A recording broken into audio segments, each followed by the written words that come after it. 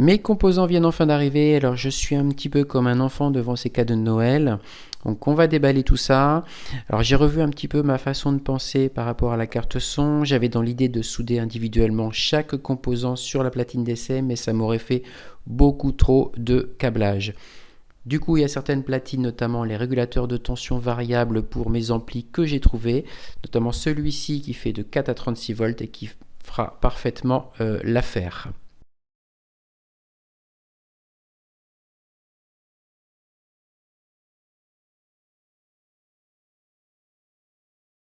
Au niveau des amplis, eh bien, j'ai trouvé des amplis sur la base des TDA 8932.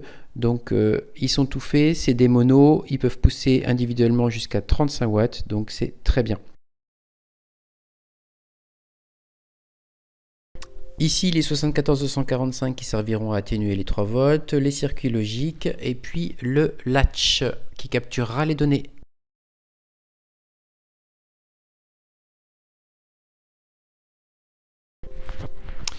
Concernant le régulateur de tonalité, alors j'ai trouvé celui-ci tout fait à base d'un LM1036, alors qu'il faudra que je modifie pour le réglage du volume, puisque ce que je veux c'est que le Teensy gère lui-même le volume.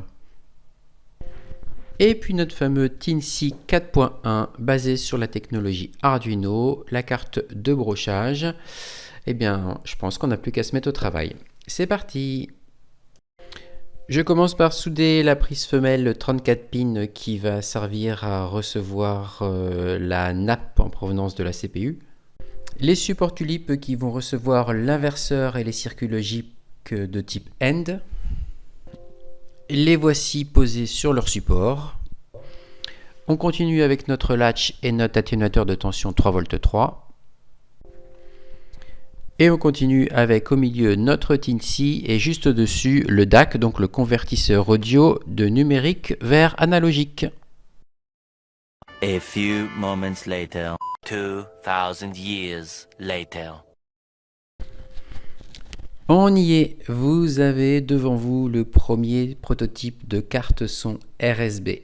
Il s'agit de la Rafale Soundboard. Alors, je le reconnais, j'ai surdimensionné certains composants. Je corrigerai cela la prochaine fois. J'ai notamment un pont de diode énorme, j'ai des condensateurs bien trop gros. Alors, elle n'est pas encore testée, mais cette carte est équipée, alors pour le moment, d'un système analogique, mais il s'agit d'un son haute définition. Elle est stéréo. Le Wi-Fi est embarqué, hein, vous avez d'ailleurs le serveur réseau qui est en haut à gauche. Elle mixe jusqu'à 8 audios simultanément. Elle nous sort du 2x35 watts de volume.